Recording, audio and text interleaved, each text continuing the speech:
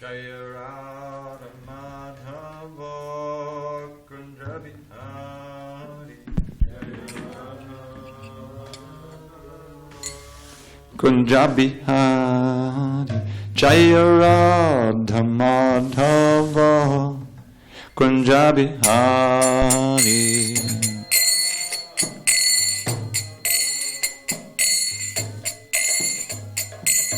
Gopijana Vallabha Girivaradhari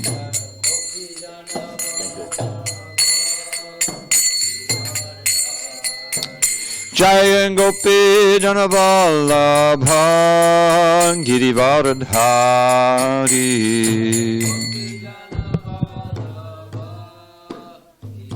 Hari Yashodanandana Brajana Ranjana Yashodanandana Brajana Ranjana Yamuna Tira Vanachari Yamuna Tira Vanachari Jaya Radha Madhava Kunja Bihari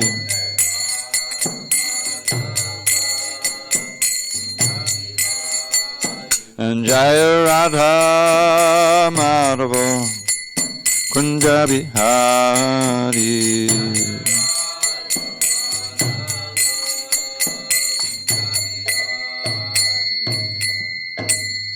Jai Mr. Paramahansa Vajradikacharya Ashtottara to the Sri Srimad Divine Grace Srila A.C. Bhaktivedanta Swami Prabhupada Ki Jai ISKCON BBT Founder Acharya Srila Prabhupada Ki Jai Jai Om Vishnupad Paramahansa Vajradikacharya Ashtottara to the Sri Srimad His Divine Grace Srila Bhakti Siddhanta Saraswati Thakur Ki Jai Ananda Koti Vaishnava Ki Jai Namacharya Srila Haridas Thakur Ki Jai Grantaraj srimadbhagavatam Ki Jai Samaveda Bhaktivinoda Ki Jai All glories to the assembled devotees All glories to the assembled devotees All glories to the assembled devotees All glories to Shri Guru and Gauranga Narayana Namaskritya Narang Chaiva Narottamam Devim Saraswatim Vyasam Tato Jai Mudiri. Before reciting the Srimad Bhagavatam, which is our very means of conquest, we should offer our respectful obeisances unto Lord Narayan, the Supreme Personality of Godhead, unto Narayan Rishi, the supremest human being, unto Mother Saraswati, the goddess of learning, unto Srila Vyasadeva, the author, and unto Srila Prabhupada, the translator, commentator, and our spiritual master. Nashta prayesha badreshu nityam bhagavata sevaya bhagavatyuttama shloke bhakti bhavati naishtiki. By regular attendance in classes on Srimad Bhagavatam and by rendering devotional service to the pure devotee, all that is inauspicious within the heart is destroyed almost to nil, and loving devotion to the Supreme Lord who is glorified in the best of songs is established as an irrevocable fact. Om Namo Bhagavate Vasudevaya.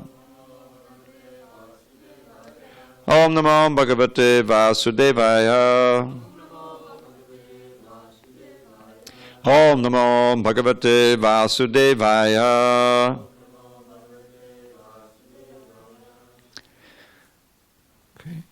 On this 24th day of January 2020 in SanDiego, we're reading from Srimad Bhagavatam, translation and commentary by His Divine Grace A.C. Bhaktivedanta Swami Prabhupada.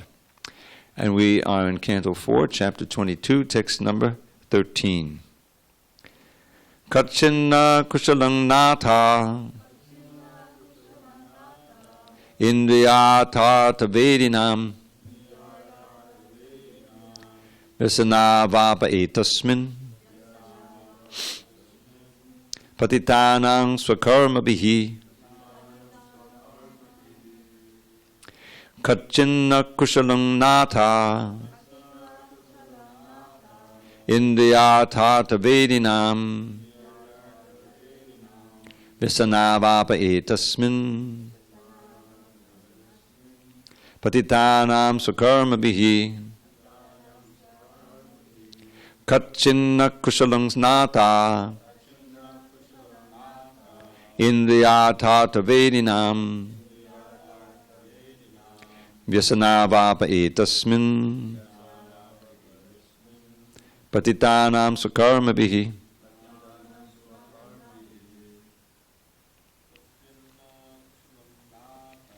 kachinna kushalang natha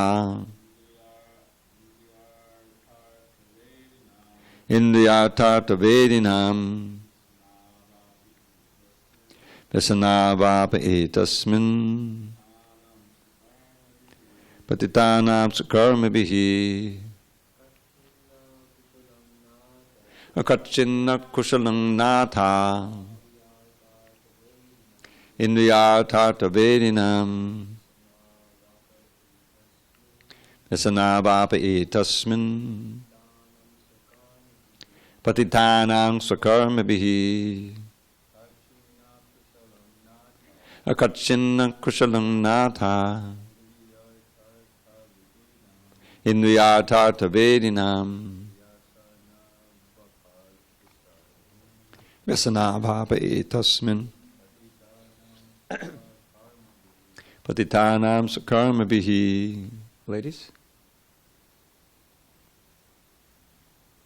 Go ahead.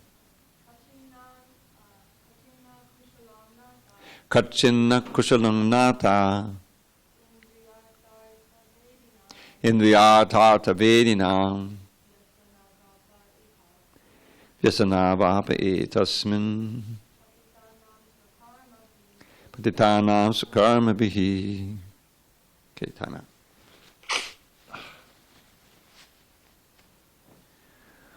Kachit, weather.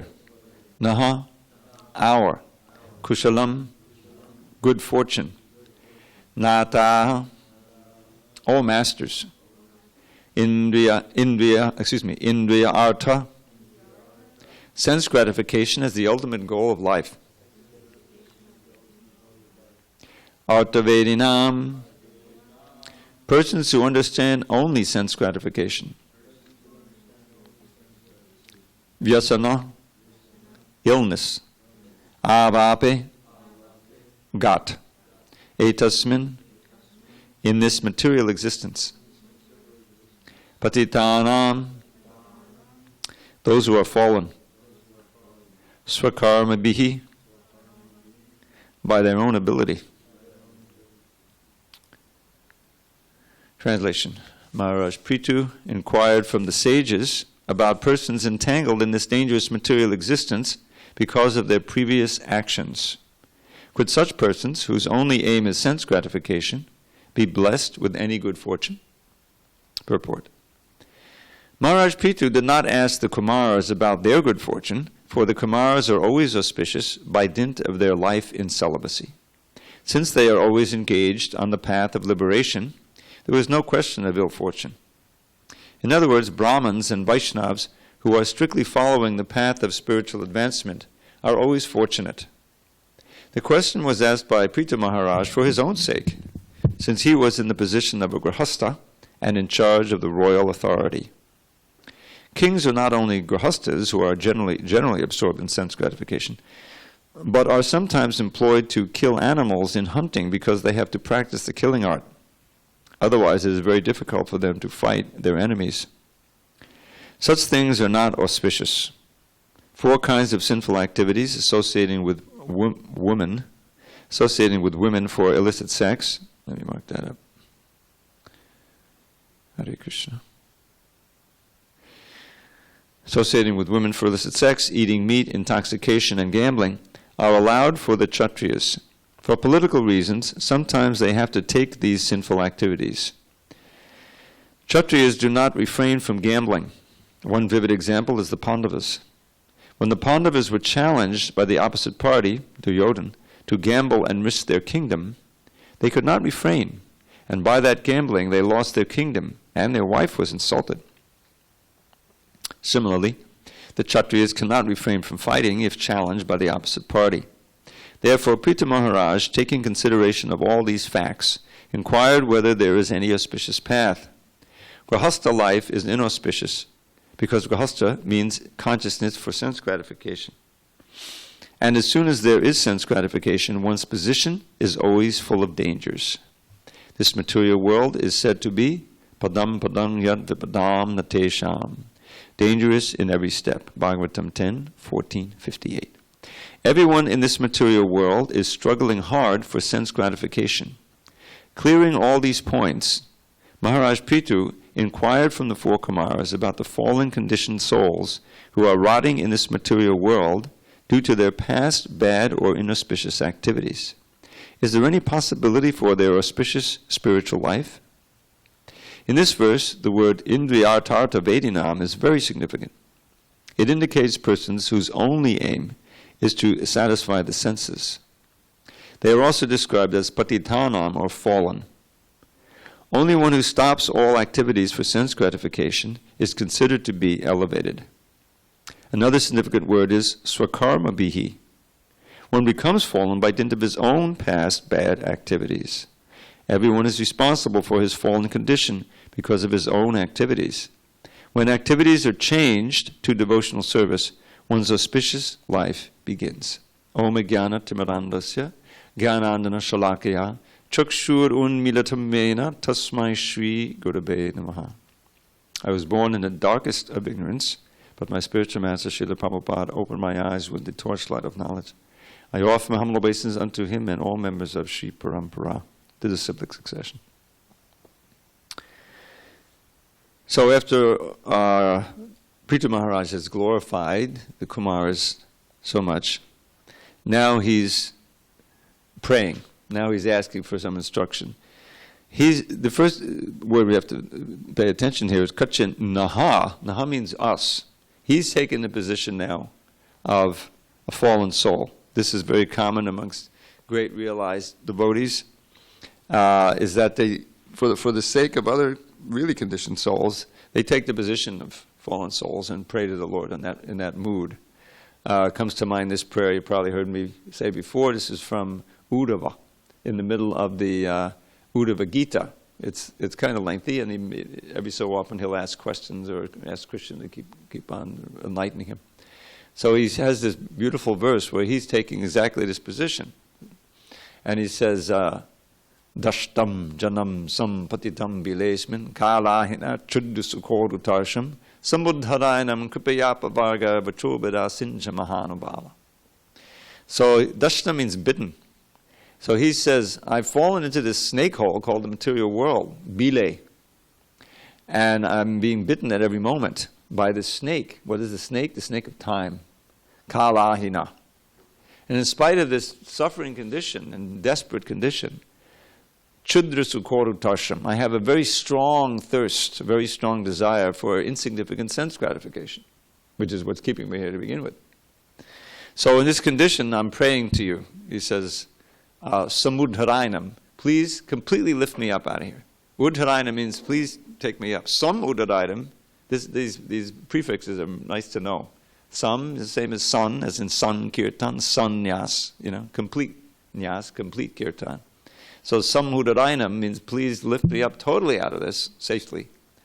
Kripayapa vargaya, vachobi. So then he said, how? By speaking your nectarian words, which are full of mercy, which are a way in which you execute your mercy. Kripaya means mercy. Kripayapa varga, which gives one liberation out of this bondage. Vachobya asincha mahanubhavi, he has sprinkled them upon me, these nectarian words, Vachobya, O great soul. So he's asking Krishna to continue speaking the Uddhava Gita. Prahlad takes a similar tack in his prayers to Nrsimhadev. So Prithu is saying, can there be any good fortune for us? Kachit na kushalam nata, or masters. Remember, he's speaking to four Kumaras. Indriyartha artha vedinam. So indriyartha means for the sake of the senses. In other words, for sense gratification. And Artha Vedinam means we understand only that goal. In other words, whose only goal is sense gratification. He's identifying with the completely conditioned souls, which is kind of an illness, vyasana. We have gotten this illness. We become diseased, our consciousness is diseased in this material world.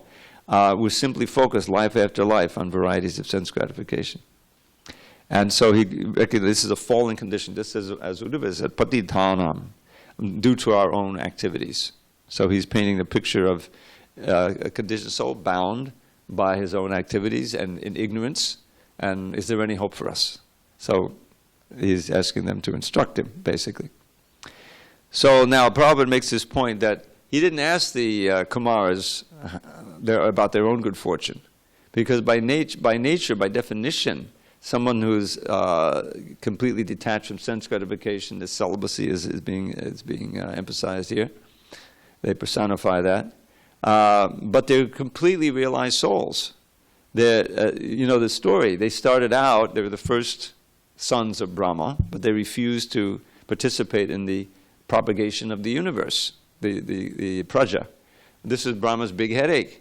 How, now that the universe is created, my duty is to give the conditioned souls who need to continue their karma, right? The creation has just happened, and Mahavishnu is glanced, so these souls now coming to life, awakening, they need bodies to resume their karmic activities, and hopefully some of them will be enlightened. So it's his job to figure out how to populate the universe. It's not easy. There's a whole description of that. And so this first attempt failed. The Kumaras refused. We don't want to get entangled. And so they, by their mystic power, they kept themselves as 6-year-old children, even though they're the oldest in the universe. They're the first sons of Brahma. So Brahma was not very happy with that. He gets angry, and out comes Rudra from between his eyebrows, from that frowning. So it's a whole amazing story. You could read it in the second canto, third canto. So they're all auspicious. Their lives are auspicious. They have no problems. They're simply traveling for the benefit of us conditioned souls who need the good instruction. And Prithu is personifying that attitude as we should show. You remember this whole nice description of how he received them. He was so excited to see them. He got up, just like the senses and the conditioned souls are excited to engage in sense gratification. And he praised them highly and so forth. Now he's getting to the point of asking them questions, and in a few verses we'll hear the wonderful instructions. So, the Brahmins, Vaishnavas who are strictly following the path of spiritual are always fortunate. So how to become fortunate in this world? Everybody is hoping for good luck, right? Gambling has become all pervading. When I was growing up, you had to trek all the way to Las Vegas to do any serious gambling, Although we were, this is like in the 60s, 70s, Although they already had these little racetracks scattered around. In New York, they had 2 of them, one upstate, Aqueduct, and the other one was Roosevelt Raceway, which is only, unfortunately, 15 minutes from where I lived. And so I have to admit, I was 18 years old, I had some money in my pocket, I had dropped out of high school, and I was working for the grand total of $1.35 an hour. This is what I was getting. And if I stayed there a year, I could get up to $1.50 an hour. So this was the economy at that time. So I was living at home. I didn't have a lot of expenses, but I had a little money in my pocket, so I'd make my way to Roosevelt Raceway. I had a little bit of that disease of gambling, I'll tell you a story. I remember, this sticks in my mind, because later on I saw what, the significance of this. It's all a very grungy affair, You go out there, it's not like they're not riding on the backs of horses. They're riding these little chariots. I don't know if you've ever seen that. That was what they had at the racetrack. All these big lights, big stadium, and 8 races. So I would go there, and I don't think I ever won anything. I'd lose half of my paycheck, my $40 paycheck. And get disappointed and go back. Because then the hope's being, this time I'll figure it out. Next time I'll figure it out. So anyway, one day, one night, I had lost most of my money. And then there's this big rush. They have all of these gates, or not gates, but windows, where you play the $2 window, very popular. You can make $2, And then $10, $100, guys have more money. So there's a big crush. As the time for the race comes, the guys are figuring out, what they're going to, and then they all rush, So right in the middle of this rush, there was this guy standing there, who I now know, much later. He personified this mode of ignorance. He was dirty. He was smelly. He was, he didn't seem to have much to do in terms of gambling, but he kind of personified the actual mode of ignorance that was so prominent, And even then, that impressed me, that he was kind of symbolic of the whole mood of that place, even though I didn't know anything about Bhagavad Gita. So, anyway, that's an extreme case of the disease that's prevalent to everyone in the material world. And that is this idea of trying to enjoy the senses, maximize it, then being disappointed, and then going this way, that way, taking a risk, because really it's a gamble. If I really struggle hard, I get this thing I'll really enjoy, right? Gambling is everywhere. And I've had this minor little realization recently, because we have our 4 regs, everyone knows what they are. Gambling is one of them, no gambling, right? And if we would ask the devotees, well, what's the hardest one to follow that you think is, it's really more surrender? Most devotees would say, especially the young devotees, illicit sex, this and that. Meat eating, not so much. As soon as you get into prasadam, it's fairly easy. Intoxication, sometimes, the devotees are into that. But gambling, this is a snap, But actually, gambling is the hardest one. And I'll tell you why. Because when you think about it, once you learn the philosophy, it doesn't take too long to realize that human life has a mission, that there's an urgency about it, right? It's not a mystery. You can die at any time, or you can get swept away by Maya. Every minute counts. Every second counts. This is one of the principles of ecstasy that is given. There's like 9 principles that are symptomatic of one in ecstasy. It's not the shivering and all that stuff. But one of them is avyarta kalatvam, not wasting time. Recognizing the urgency of the mission to try to become as purified as possible, maybe even completely pure and go back to Godhead, because death could come at any time. As Prabhupada mentions here, doesn't he say, quote this? Yeah. Padam padam yad vibadam natesham. This is in the 10th canto, chapter 14, after the prayers of Brahma, after he gets bewildered and he steals the calves and cows. Then this is after those prayers, and Shukadeva is teaching him. So padam padam yad vibadam is very poetic, this the whole verse, is that there's danger at every step here. I mean, I remember, I'm sitting in my office there. I spent years there already, 20 years, doing my BBT work. And this is a fairly, peaceful environment here, relatively speaking. You got the ocean there, and some people driving up and down. So I heard about this. I didn't see it. But a lady is sitting across the street, my little Dawes Street, and they have these nice trees, A dead branch, fell down and hit her. She's sitting in the car and killed her. She's just sitting there, probably a young lady, and boom, it's over. Who could expect something like that? So the idea is that we should come to the point of trying to remember Krishna at every moment. That's central to the whole idea of the Bhagavad Gita. I'm going to go through one of these days when I have a little time and count all the instances where Krishna says, remembering me without deviation. Remember me without it. Ananya chetak sadatam yomam smarati nityasa. It's 8th chapter. One who remembers me without deviation easily comes to me. Ananyaschindayanto ma. There's at least 12 times in that Gita where he emphasizes this point. To come to the point of constant remembrance of Krishna. So you're safe. Whatever the material energy is going to throw at you, Hare Krishna. Because we know we never die. That's the first thing you know. But if you die thinking of something inauspicious or your mind is not in proper order, you're going to come back. Now, we know, a very encouraging verse in the second chapter, that in this effort of Krishna consciousness, there's no loss or diminution, even a very little bit, su opam. Opam means little, su opam means very little bit of advancement, protects one from the greatest, most fearful danger, which is Dharmaraj. Losing the human form of life. You never kill, but it just postpones the agony. You just have to come all the way back up to the... So, just having done whatever we did so far, but, basically anything.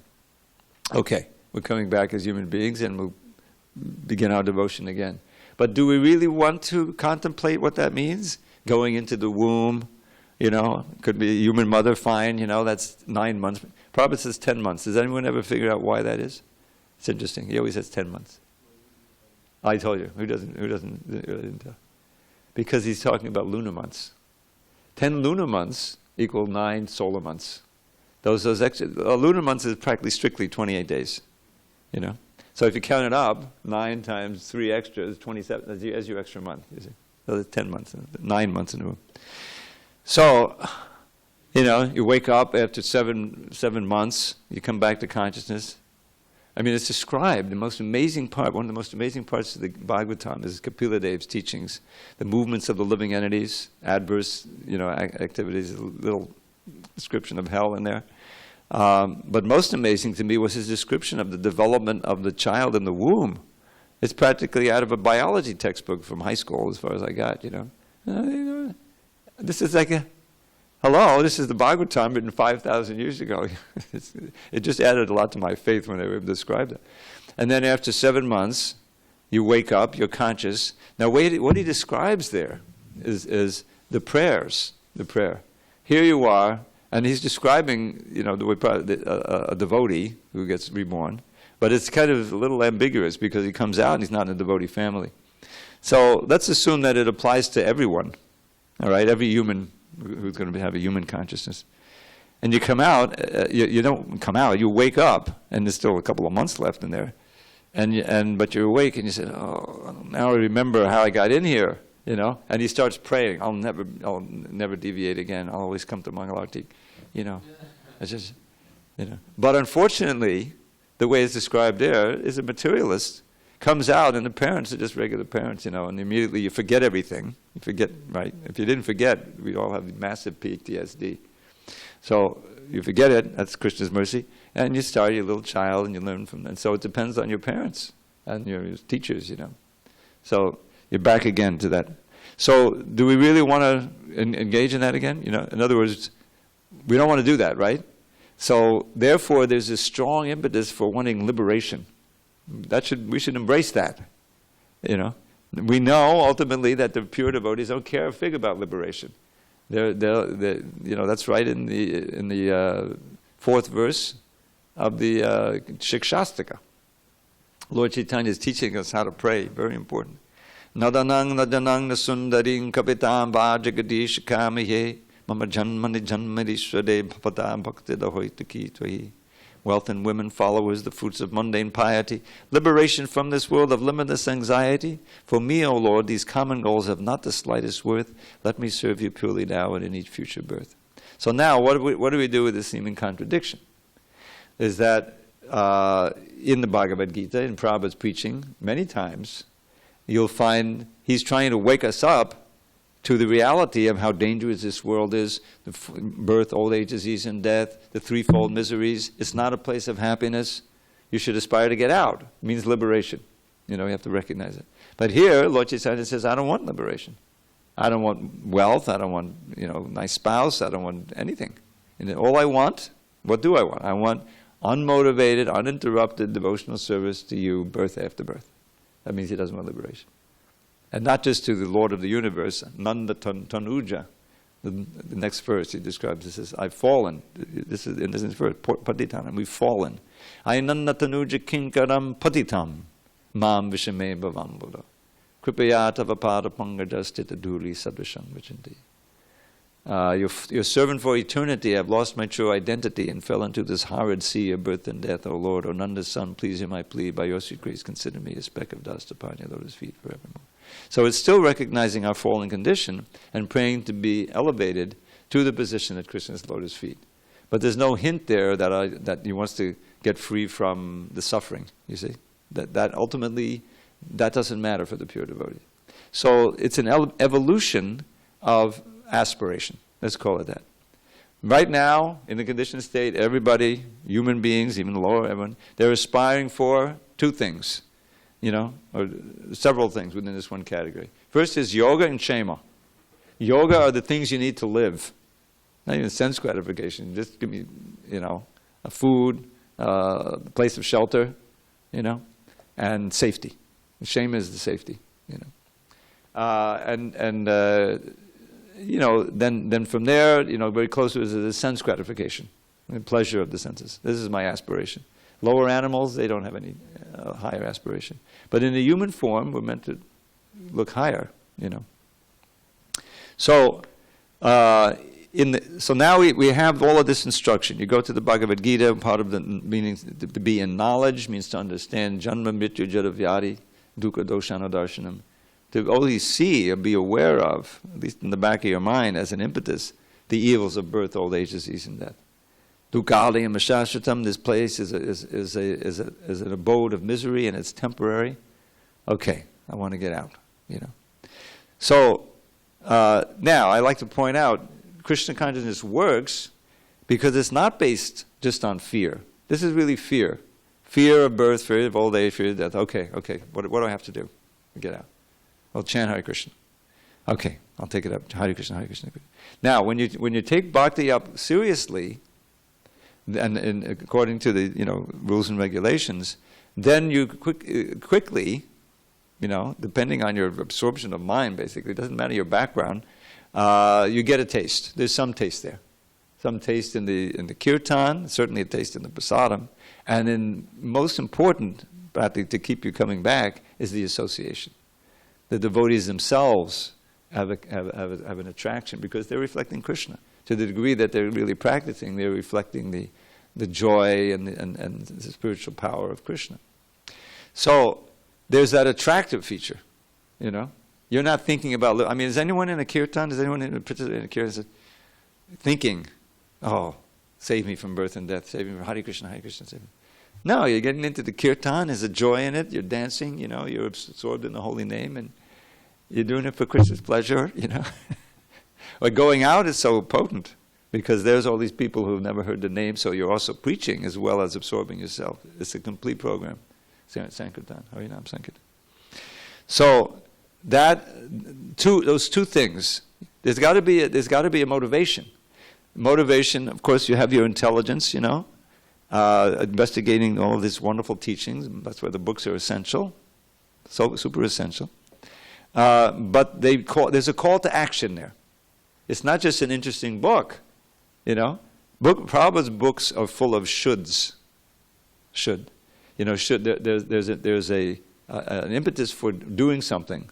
There's a moral reason for it. There's a self-interested reason for it. There's all kinds of, this is what you should do. Only human beings can have shoulds. Animals don't have any moral sense like that. It's all instinct, super soul, tell them go here and there, They're just working off their karma, not gaining any karma. Human beings have this intelligence, and it's meant to nourish an ethical sense, moral sense. That's where dharma comes in. I should do this because it's my duty, and for the larger interest of society, my family, whatever it is, not just me, I do it. Now, when that duty encompasses the duty to God, then you're actually situated in your real dharma. Otherwise, it's a kaitava dharma, And ultimately, people say, "Oh, I have a duty to myself," In other words, I should eat in such a way, to keep my body healthy, with the idea of sense gratification. That's not really duty. That's kaitava dharma, which is spoken of at the beginning of Bhagavatam. So back to this idea of gambling. So we have the understanding, it's not a mystery, that time is so precious. Every second is precious because we're trying to cultivate a certain consciousness of Krishna that will hopefully come to the point where we never forget him, and then we're on the safe side. And with that remembrance comes all of the things we read about of rasa and spontaneous and raga and all these things come from constant remembrance. That's it. So we're struggling with that, but then we gamble that I'm okay, I can slow down a little bit. I don't, it's a gradual process, and you kind of cut corners, or you do things that you shouldn't do. And that's a gamble. It's a gamble that you're going to live another day. It's a gamble that when you're absorbed in that non-Krishna consciousness, that somehow there won't be a tsunami coming out here. It's some sudden problem. You see what I'm saying? So that habit of not pushing forward and being very strict with ourselves is itself a result of that gamble. And we can find ourselves, in a situation where we're not able to associate with devotees. We've deviated too much, and it's dangerous because you're more likely to offend in that mentality. Just like we have the 10 offenses, right? To disobey the orders of the spiritual master. Now, I've often thought, well, that's kind of a catch-all. I mean, if we weren't disobeying at all, then we'd be pure devotees. So, what is the Sanskrit there? It's abhajananti. The word is used in the Gita. Disrespect. To disrespect the pure devotee, the spiritual master. So how do you disrespect? By not obeying his orders. We don't often think like that. Oh, I would never dream of disrespecting Prabhupada, but I can't follow all of his orders. But that in itself is what Prabhupada is looking for, the most respect. So what I'm getting at is that what we're seeing here now is an essential display, a very illuminating display or description of the proper attitude of the disciple receiving the message from the spiritual master, and that is to appreciate, from the depth of our heart, the good fortune that we have to come in contact with the pure example of Srila Prabhupada, the words, his followers, to be in association. But then to be very eager to take advantage of that limited time. I mean, it's perfectly mentioned here, the Kumaras, they're not going to stay around. They come for a certain period. And now they're going to speak. Let me a second here. And, if you read their instructions through without purports or anything, just chant the Sanskrit, it may take less than 5 minutes, those verses. But they're tremendously important. So the time that we have is so important to use wisely, and then we'll truly be not gambling with our spiritual life. So some of the other points Prabhupada makes here, that the Kshatriyas are in a difficult spot, because their dharma requires them to engage in these sinful activities sometimes.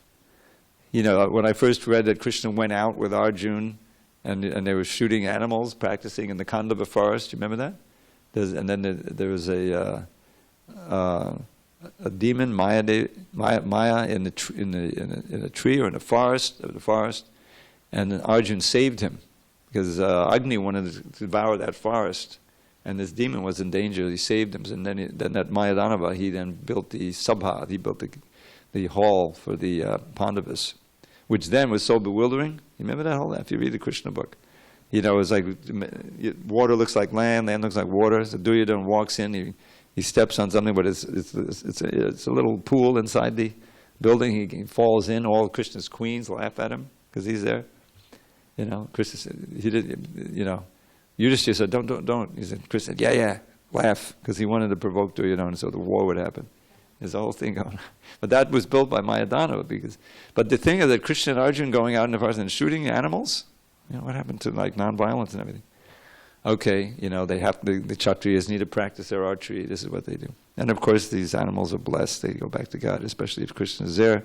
But still, meat eating, I don't know how they do that. But certainly, it happened several times where some angel from heaven, some apsara, will come down, and approach Arjuna or somebody, and they get married, and they have a child by him. There's that aspect. Even Bhima, when Hidimba fell in love with him, she's a demoness, she's a Rakshasi. And she came to reconnoiter. Hidimba, her brother, these are Rakshas, man-eaters. So the 5 Pandavas and Kunti are all out. They've been they escaped from the house of lac. Never say shellac. That was a big mistake. Prabhupada never said shellac. He said lac, but they didn't know what it was. It was shellac. Lac is a resin. You put it on the walls and it makes it very inflammable. So they tried. This was I don't know who thought up the plan, but Dhritarashtra said, "Why don't you go stay in his house in I forget the name of the city? A very nice place." It was okay. So Vidura warned them, kind of in a riddle, it says, watch out for weapons that don't have any knives. It says, oh, okay, fire. Okay. And so they escaped, the story, very dramatic. They were able to, as probably as they dug a subway, a tunnel, and escaped. So now they're incognito, but they're on the run. They have no army, they have nothing, so Bhima, they run through the forest, they're getting tired, Bhima carries everybody, because he never gets tired. So there's Kunti and Arjun and Yudhishthira and the twins, and they're all, so they're out in, I remember the scene because I worked on the actual Mahabharata book at one point. And they get all in deep into the forest. And so then, Bhima puts everybody down gently and he's lamenting. He says, oh, here's Kunti, she's this great queen, she's sleeping in a palace on soft bedding, and there she's sleeping on a hard ground. This dramatic scene. So then, what happens is these Rakshasas roaming around, just as in Ram's day, and they smell human flesh. Oh, dinner, That's it's described there in the Mahabharata. So it's a Hidimba and a Dimbi. Hidimba is the guy, and Hidimba is the sister. So Hidimba says, go see what they are, So she goes, and she sees Bhima, who's very, he's standing guard, everyone else is sleeping. And she falls in love immediately. She's attracted to Bhima, So they have this shape-shifting ability. So she turned herself into a very beautiful girl. And she comes in, she introduces herself, so, dear sir, be careful, my brother is nearby and he's going to, eat you. And he's very powerful, So Bhima laughs. He says, all right, I'm going to fight your brother. No, he's so powerful. Don't worry, So this dramatic fight goes on for quite a while. As soon as it starts, the others wake up because there's all this noise, He plays with them for a while, and finally he flips him up in the air and breaks his neck, back, finished. And meanwhile, Hidimba has completely fallen for Bhima, even though she's killed his brother. And so he's kind of reluctant, she's a Rakshasi. But the others say, no, you're a Kshatriya, you're going to marry her. So he marries her, and off they fly. They fly off into the heavens. She's got powers, and they have a child, Gatotkacha. You've heard of him? Gatotkacha. Who was a great hero, and he helped in the battle. I think he was killed in the battle of Kurukshetra. So this is just, it happens all the time with the Kshatriyas. Arjuna also meets them in the heavenly planets. So that's the other thing, the illicit sex part, everything, and then the gambling, so famous, this gambling match with that Yudhishthira, he's like Dharma personified. If he's challenged, he has to, even though he knows they're going to cheat, he still goes. He lost everything, famously lost a wife, and they're exiled for 13 years. So this is a special, thing going on with the Kshatriyas. But the Vaishnavas, especially in modern age, us, we may have our little Kshatriya tendencies. I remember in Brooklyn, you may not know this, but ISKCON was attacked, New Vrindavan, in probably 73, I think was the year I joined, where one girl had joined, and her brother didn't like it, and he was the head of a motorcycle gang or something, And so they roar up onto the land, right up to the temple there in New Vrindavan, West Virginia. There's no cops around. It's in the middle of nowhere. And they invade the temple. It was right after the Nrsimha prayers. Oh, no. I think it was right after the Artik. They hadn't said the Nrsimha prayers. Maybe Mangal Artik, or maybe later Artik. And they have guns. They have these rifles. They said, don't move, And who's in charge? Who's in charge? So finally, Kirtananda said, yes, I'm in charge. So the devotees started to sing the Nrsimha prayers quietly. One devotee got shot. I think Sadhaputta was injured. Nobody was killed. So they take, they want to find the girl. They don't see her. And so they take Kirtananda out, and then they notice on the altar these figures, and they're smart. They say, oh, this is who they're worshiping. So now, we're going to break the deities, and force them to tell us where she is. This all, obviously, I wasn't there. I heard about this. So they have Kirtananda out, and they're threatening him. They're going to kill him unless he tells, some guys out there. And some guys are with the deities. And they drop Radharani. Devotees are, oh my God, and she broke a finger or something, but there was a crack, a big crack. And somehow or other it freaked out the big leader outside who was with Kirtananda. And he thought that the devotees may have had guns or something, and so he freaked out. And he called them all, and off they ran. Oh, Radharani saved the day, like that.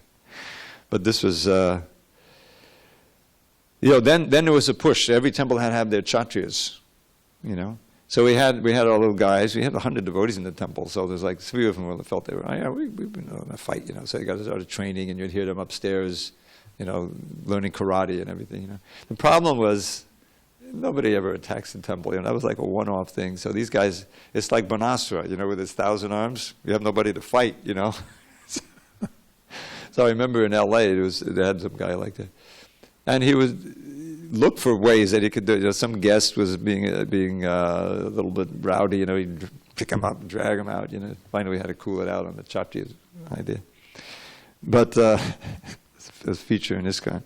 I mean, we need, it's good to have somebody who has some of that tendency, but not that you have a whole crew of them. Anyway, so the Kshatriyas have this, and he's a Kshatriya, he's Prithu, so he knew he had to commit some of these things. He had done some of these things, the killing of the animals for practice and so forth. So he's taking the role of someone who needs purification.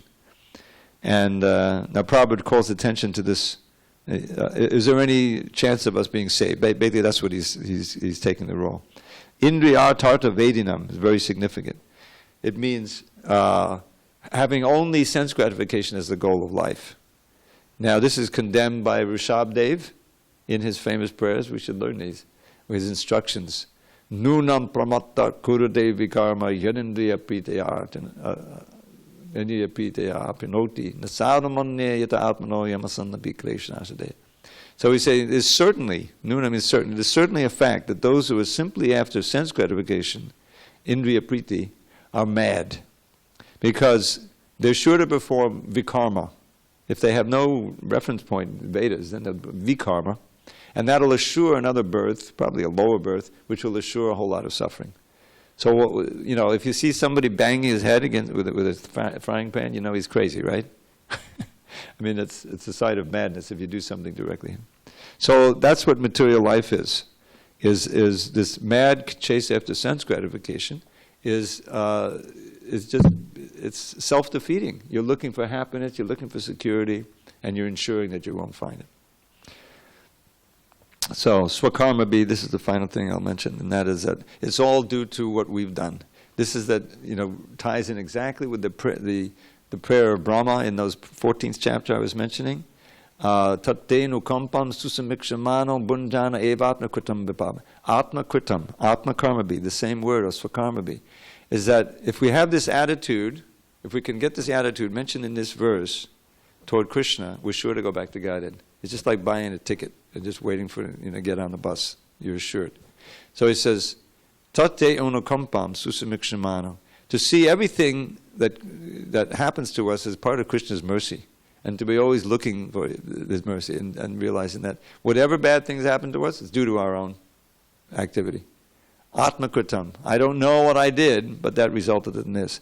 And to have this mentality that whatever is happening to us, it could be a lot worse, and Krishna is minimizing it, and that's out of His mercy. And of course, if we get something good happens, then that's Krishna's mercy to give me more chance to serve.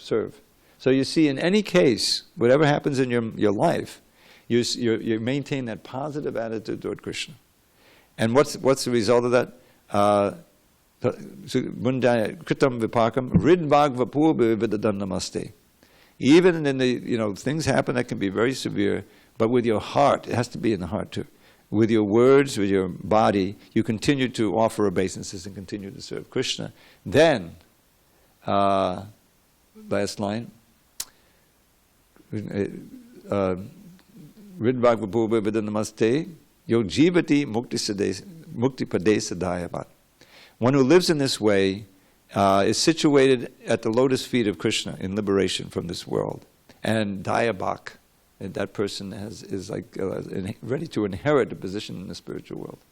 So we should try to study this prayer and adapt that attitude. Because oftentimes devotees, the neophyte was thinking, well, I'm chanting, why is this bad stuff happening to me? Doesn't Krishna love me? What kind of God is that? That's a bad attitude. It's all my fault. I don't know what I did in the past. This is what he's saying here.